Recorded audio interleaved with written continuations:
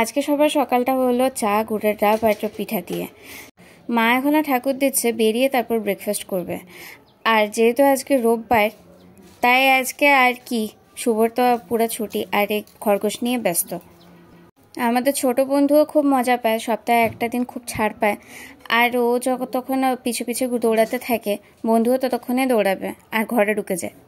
মায়েরও ঠাকুর দেওয়া শেষ, এখন সকালে খাবার খাচ্ছে। তারপরে আমি আর মা দুজনেই রান্নার কাজে লেগে পড়বো। আজকে কিছু স্পেশাল রান্না ছিল, কেননা 2 মাসি শাশুড়িই আমার আসছে, দুজনেরই নিমন্ত্রণ। কিছুক্ষণের মধ্যেই মাসি শাশুড়িরাও এসে পড়লো আর আমাদের রান্নাও শেষে প্রায়।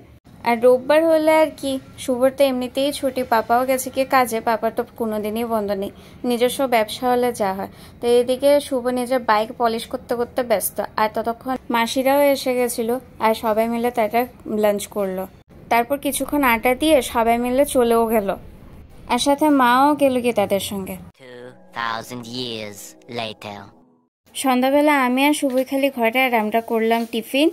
তারপরে আজকের জন্য ভিডিও এখানেই শেষ করছি, কালকের থেকে আবার দেখা হচ্ছে তোমাদের সঙ্গে।